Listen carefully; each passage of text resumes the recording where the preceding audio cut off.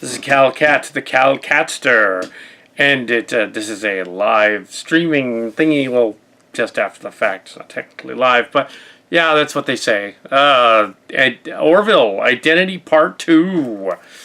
Yes, they did a 2-part episode, essentially an Orville mini movie, and it did not cop out. It literally was like. It was the best of both worlds for the show. Well, almost that good for the TNG era. It was what Braga and Pillar wrote this one. So we had the last episode. We had them go to the Kalen planet, and they went homicidal, crazy, ape shit, and decided to go after Earth. So they're on their way to Earth, and the first their commander, he decides that he's gonna make an example out of the crew by killing some of them. And at one point, one of the engineer guys is spaced. So shot out of space. Thing is like dang. And then there's other at one point Talara is wounded and taken to sick bay. They let that happen, but then they do the spacing happens later. That's right. So. They try every which way to try to get a message out. The reason they spaced the guys because they got a message. They tried to get a message out. Then they try a crazy plan to send the kid, into the event with the slime mold guy. It looks like Slimer, kind of. It's like Slimer, but he talks like a jazz man. And they go to the thing. Meanwhile, to try and work things out. But before that, actually, it's all out of sequence. It's all running through my head like crazy. Okay, while that's going on, the pilot and the first officer lady figure out a way to escape in the shuttle bay. This is done as a distraction to distract them from the shuttle bay. So they get out in the shuttle bay to go warn the krill, because they figure if they can find the krill, they can stand up against the Earth, the fleet, that they could combine forces. You see, so it'd be sort of like on Star Trek if they got the Klingons, the Romulans to help them fight the Borg. Same idea. They're like being the Borg. So that's what they do. They go for the Romulans, basically. This is clearly a TNG era episode. It was very similar to Best of Both Worlds, but actually showing the space battle with the fleet at Earth. A lot of the Star Trek movies, at least 2 or 3 of the Star Trek movies promised an attack on Earth. Star Trek 4 showed the whale probe attacking Earth. So they did do it once. Star Trek the Motion Picture had the probe about to attack Earth, but the whale probe was attacking Earth, looking for the song sung by whales, and the whales are gone, so Kirk had to go back in time. But this episode was like, They wanted to one-up or even two-up the Battle of the Binary Stars from Discovery, and succeeded on all levels doing that. Of course, space battles in this type of series tend to look like Star Wars and tend to be overexcited. But yeah, you could actually see what was going on. It wasn't like Transformers. You couldn't tell what was going on. Until the ships firing at other ships. They lose the mothership, one of the Admiral's ships. Ted Danson apparently is dead. But Harv Bennett's still alive. Or whoever that guy is. I don't think that was Harv. I think it was someone else. But I think it was the guy from TNG, the Paris guy. No, it wasn't the Paris guy. Could have been Braga, I suppose. I might have to look that up. Comments, correct. But it was the old guy, in any case, a gray-haired Admiral guy. Identity Part 2. Slime Mold guy and Ty get to a part of the ship where they can, but they're trapped by the first. But Slime Mold guy hides long enough to use his slime powers to zap Isaac. So when the first attempts to, he's going to say he wants to terminate the kid, Isaac revolts and grabs the first head and pulls it off. So the first robot's head goes and sparks shoot out and head goes off. Then he activates his cannon head thing that we knew he had. All the other ones have one. Oh, earlier he said that he was named after Isaac Newton, not Isaac Asimov, Isaac Newton. Anyway, so he goes, and he's like, and he like, apparently the Kalon were slaves of these other masters, which is not like iRobot, it's more like some of the rewrites. But yeah, he doesn't have the three laws. So it's not exactly Asimov. But yeah, he fires the guns and kills that guy, and then he activates an EMP pulse after telling the kid what the command code to the airlock is to let them out of the shuttle bay. The command code to the shuttle bay door. Probably would know anyway. To let them out.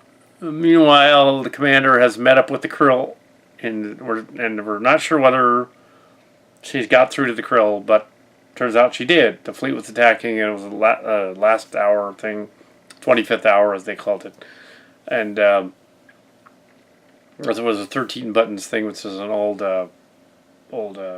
invasion thing and maritime invasion thing.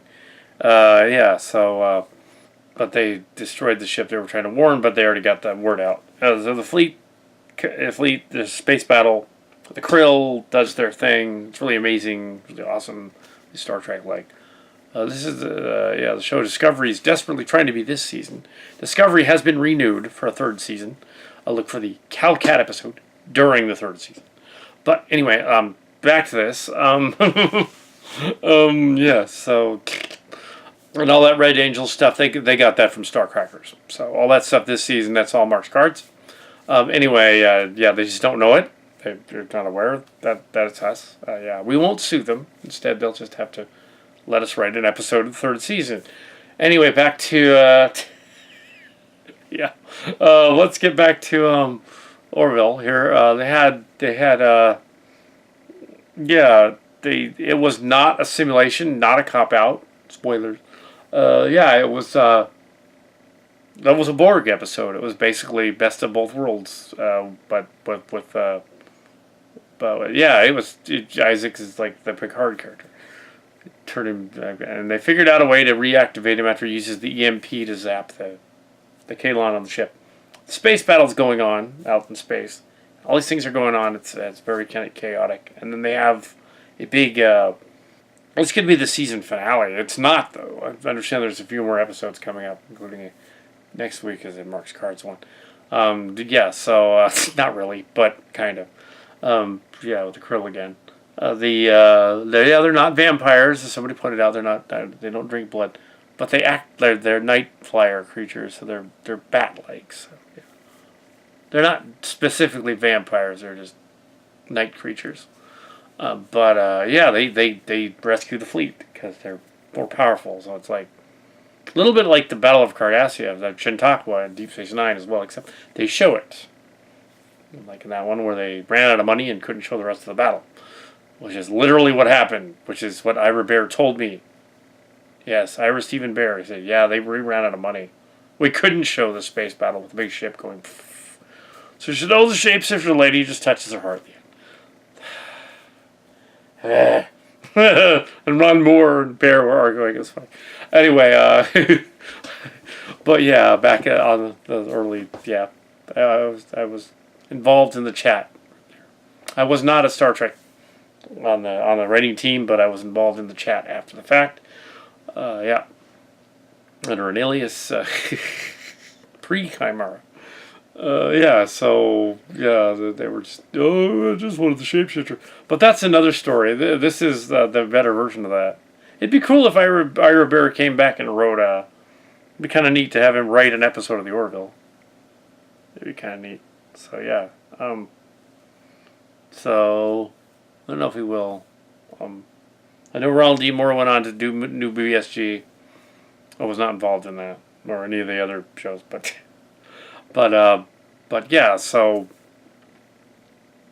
Orville working things out in space and stuff. Neat. So, space vampires. Space vampires. Not really. Yeah, excellent episode. Not a cop-out. It didn't end with somebody touching their heart or anything. Although part where the swamp monster does reactivate him was a little cheesy, but I figured, they're not going to write him off. So, and nor did they kill the token guy. They killed a token, yeah. Oh. So yeah, the preview for next week's looks pretty messed up. They shot the lady again. They keep shooting the the security chief lady's a bad deal on the show. They shoot them. Just like when they used to do that to Worf all the time when he's a security chief. Yeah, in the next episode, Worf gets attacked again. Again and again and again. You're like, this job is thankless. Oh, Klingon. Don't back, don't chin my talk. Yes, my brother Robert also saw some of Discovery and was complaining about the Klingon dialect being like Game of Thrones. I haven't seen Game of Thrones. So they're trying for that whole like alien dialect thing, and I said they could have dialed that back a little bit. It was just a little too much of it. Sometimes, like during some scenes, but whole episode devoted to it. Yeah. Hard to watch. Yeah, I know what they were going for, but yeah. But here they didn't do that too much. It's also funny that the krill are called the krill, like yeah, like the skrills, and also that their god is Avis. Okay. In the Starcracker series, the Techite god is an idol. It's a bird skull that has its scalatoric rings sticking out, because a bird skull would have like scalatoric rings. They have an idol. Heir to the bird skull. It's to be weird. In it, which is an homage to the.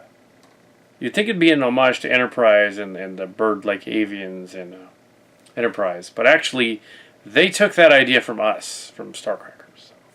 Ours was in the 1990s, and Enterprise came out 10 years later. So, yeah, they took it from us. But yeah, have them worship a bird skull. That'd be funny.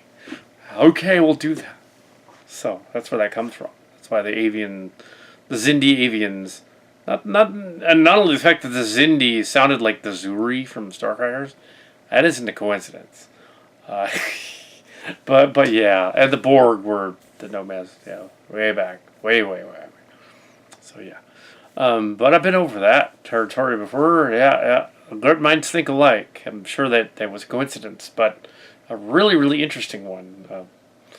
But yeah, there's lots of those. But yeah, the Xindi, the bird aliens. In this series, the vampire ones are clearly inspired by the Twilight aliens, and a number of other things, and Van Helsing. But yeah, they're not supposed to be technically vampires. Maybe they do drink blood. I don't know. But yeah, there's an uneasy truce between them and the Kalen, between them and the Krill. So Identity Part 2 actually delivers the goods. It delivers the goods, so that is awesome. Yeah, so that was cool. Yeah, I like that one.